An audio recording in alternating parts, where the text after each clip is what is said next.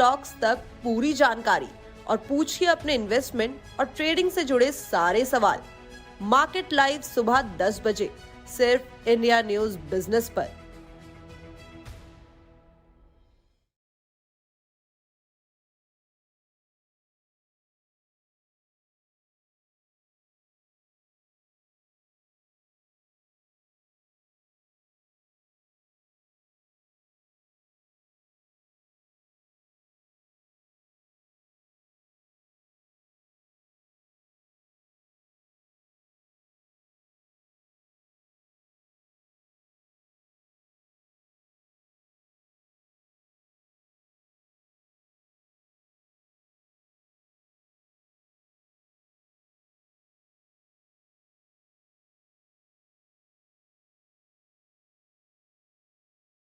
वो बढ़ रहा है और चैनल और इंटरेक्टिव होता जा रहा है, सो कांग्रेचुलेशंस ऑन दैट।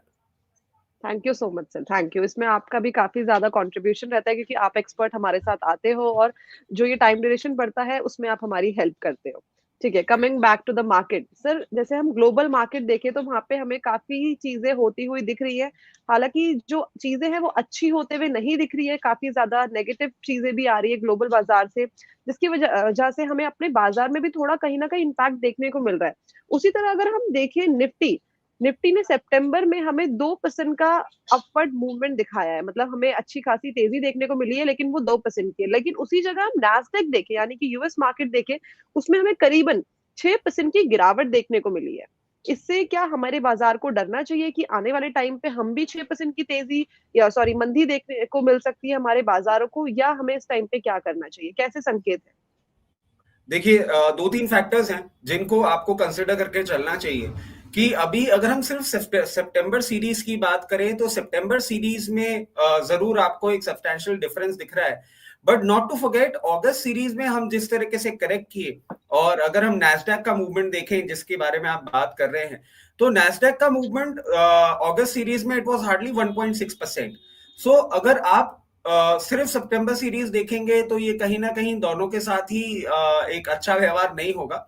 नैस्डैक जरूर it was performing way better in comparison with Indian indices, and उसके कारण से ही कहीं ना कहीं एक ये आपको चीज होती हुई दिख रही है। अब बात अगर हम करते हैं इंटरनेशनल मार्केट की, तो देखिए कहीं ना कहीं जो अभी कुछ एक स्टेप्स हुए हैं और कहीं ना कहीं हमारे मार्केट को जिस तरीके से एक सेंटिमेंटल बूस्ट जीएसटी में भी मिला है, वो कहीं ना कहीं हमने इस सीरीज में देखा है, जिसके चलते मैं समझता हूं कि अभी फॉर द टाइम बीइंग तो मार्केट में सपोर्ट आ रहा है, बट ये कितने समय तक आता है वो एक देखने वाली बात होगी। जी, ठीक है।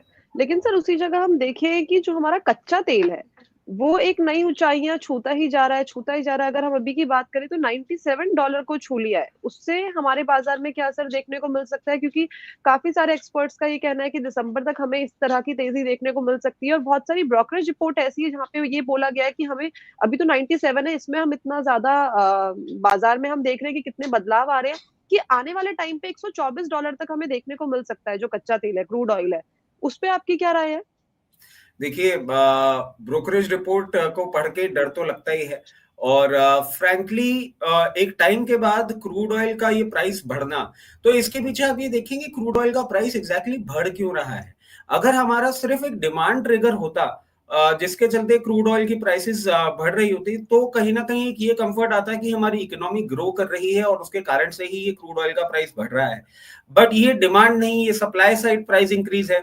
रशिया ने जिस तरीके से अपना बैन लगा दिया है, जिसके चलते अभी एक डिस्ट्रप्शन आ रहा है। अब देखिए, you never know till when it is about to stay. और ये जो पर्टिकुलर क्रूड ऑयल की हम बात कर रहे हैं, इसके पॉजिटिव्स बहुत कम है, इसके नेगेटिव्स बहुत ज्यादा हैं। नेगेटिव बहुत ज्यादा कैसे हैं कि देखिए, आज हम अगर इसका एक पॉजिटिव इंपैक्ट देखें तो सिर्फ एक ही ऐसी कंपनी है जिसमें थोड़ा सा पॉजिटिव आपको एक ही सेक्टर में मिलेगा, वो होता है ऑयल एक्सप्लोरेशन। उसके अलावा पेंट्स देखें, टायर्स देखें, ऑयल मार्केटिंग कंपनीज देखें, एविएशन सेक्टर देखें और सीमेंट सेक्टर देखें, तो इस पे एक डेंट पड़ता हुआ दिखेगा आपको।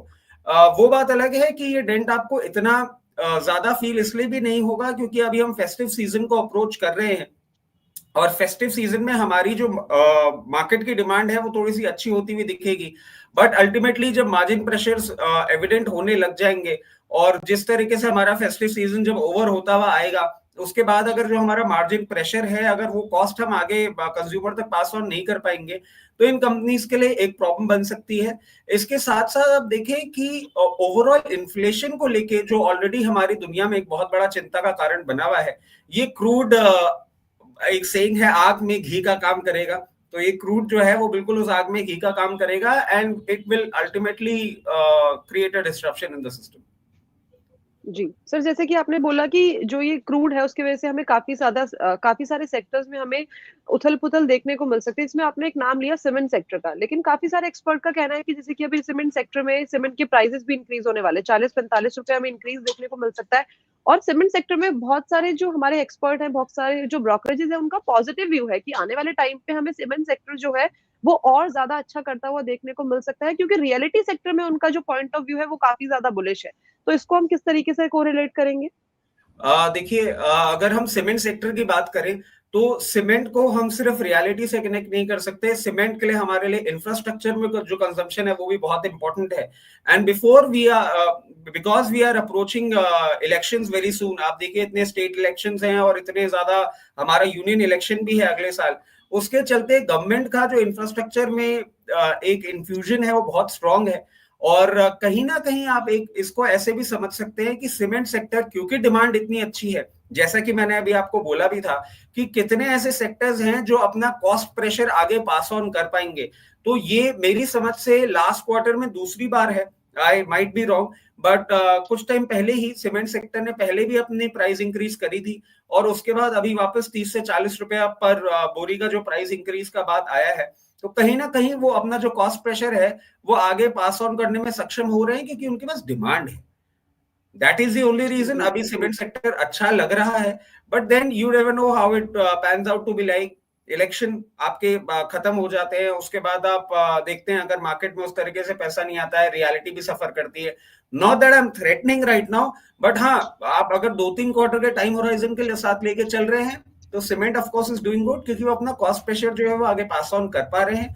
But it's always good to stay cautious. जी, ठीक है।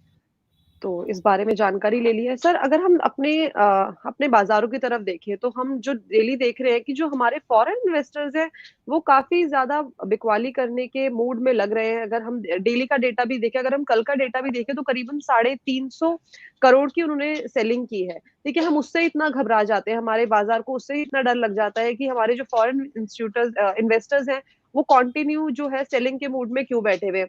लेकिन फिर भी अगर हम ग्लोबली देखें, तो ग्लोबली तो काफ़ी ज़्यादा सेल ऑफ चल रहा है।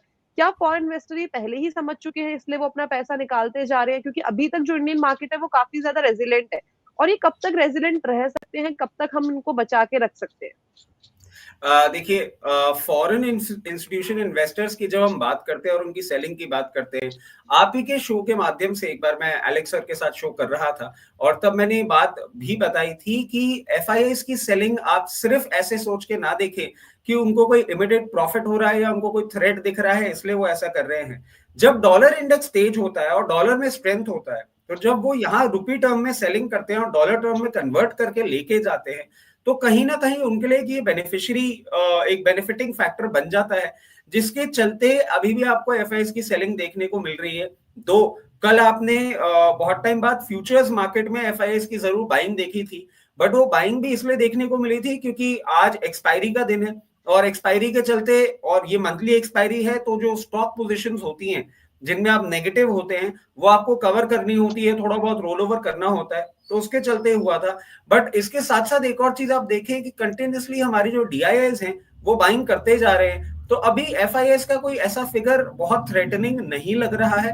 बट हाँ, एक बात है कि अगर आप पिछले 5 ट्रेडिंग सेशंस देखेंगे, कहीं ना कहीं मार्केट में वॉलेटिलिटी तो है, मगर मार्केट एक फ्लैट क्लोजिंग की तरफ ही बार बार इशारा कर रहा है। मार्केट बहुत अच्छे से कोशिश कर रहा है इंटरनेशनल फैक्टर्स को डिफर करने के लिए, बट उसके लिए हम ये भी मान सकते हैं कि एक्सपायरी वाला वीक था इसलिए कोई मूवमेंट कर रहा है। अब आज एक्सपायरी हो जाएगी, कल से एक फ्रेश पोजीशन मैं नहीं समझता हूं बहुत एग्रेसिवली बनेगी, क्योंकि आप फिर 3 दिन की छुट्टी पे जा रहे हैं। 2 October Monday will be a holiday, तो आप इतना लॉन्ग वीकेंड पे जब जाते हैं तो लोग यूजुअली पोजीशन लेने में बहुत ज्यादा कंफर्टेबल नहीं रहते हैं, क्योंकि आप एक और चीज देखें, अभी जो यूएस का एक गवर्नमेंट स्पेंडिंग्स का जो डेट सीलिंग की बातें आ रही हैं, उसको लेके भी मार्केट कहीं ना कहीं चिंता में है। ऐसी बात नहीं है कि हम पहली बार ऐसा देख रहे हैं, पहले भी ऐसा बहुत बार हो चुका है।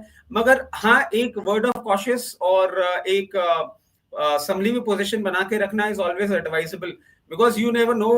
हम पिछले 1-1.5 साल से इंटरनेशनल फोरम पे भी वही सब चीजें देख रहे हैं जो हम सोचते हैं कि नहीं होगी, बट क्या हो जाता है नहीं पता। तो उसके चलते मैं समझता हूँ कंसोलिडेशन का फेज तो है, एफआईएस की सेलिंग अभी इतनी परेशान नहीं कर रही है, बट आगे आने वाले समय में हम देखें कि अब अक्टूबर सीरीज किस तरीके से पैन आउट करती है। जी, ठीक है। सर इसी के साथ अगर हम देखें जो हमें ग्लोबल संकेत मिल रहे हैं वो काफ़ी ज़्यादा अच्छे नहीं हैं, ठीक है? और जो हमारा बाज़ार है उसने अभी रिसेंटली एक हाई लगाया था, उसके बाद बोला था कि बाज़ार में सही तरीके से करेक्शन आएगी, वापस से करेक्शन आएगी, काफ़ी सारे लेवल्स भी दिए गए थे कि यहाँ पे क्लोजिंग होगी, इसके बाद यहाँ पे हमें सपोर्ट लेवल देखने को मिल सकते हैं, लेकिन सही तरीके से बाज़ार में ना तो करेक्शन आ रही है, ना बाज़ार सही तरीके से चल पा रहा है, ये एक अजीब से ही फ़ेज़ में घूम रहा है बीच में। क्या इसमें वापस से हमें करेक्शन देखने को मिल सकती है, जो काफ़ी सारे एक्सपर्ट्स का कहना था कि 5% तक की हमें बाज़ार के अंदर करेक्शन देखने को मिलेगी। और अगर एक लेवल्स भी दिए गए थे कि अगर इसके ऊपर बाज़ार ने क्लोजिंग दे दी, 19,850 के ऊपर क्लोजिंग दे दी, तो आने वाले टाइम पे हमें अच्छे खासे लेवल देखने को मिलेंगे। उस पे क्या स्टैंड है आपका?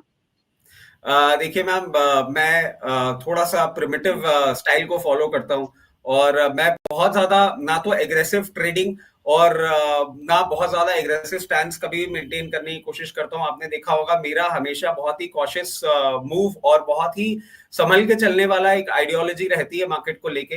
And frankly I am not putting it like that, but the only difference is that I don't only look at the technicals, I look at the market overall, because I am an investment advisor। investment advisor का जो approach होता है market को लेके वो थोड़ा सा different होता है as compared to the technical analyst and other experts. तो मैं कंटिन्यूसली, आप देखें अगस्त के स्टार्टिंग से ही एक चीज बोले जा रहा हूं कि मार्केट में एक कॉशियस अप्रोच रखनी है, और जब तक 20,200 के ऊपर मार्केट 3 दिन तक कंटिन्यूसली नहीं क्लोजिंग करता है, तब तक हम अपना बुलिश स्टैंस नहीं रखेंगे। आप देखिए अगस्त के स्टार्टिंग में और जुलाई के एंडिंग में at 19,950 levels, I was among the few जिसने बोल दिया था कि मार्केट यहां से करेक्ट करेगा, और करेक्ट किया भी। बट कहीं ना कहीं मार्केट ने एक स्ट्रेंथ दिखाया, और बहुत सारे हमारे डोमेस्टिक फैक्टर्स थे जो सितंबर के मंथ में सपोर्ट कर गए।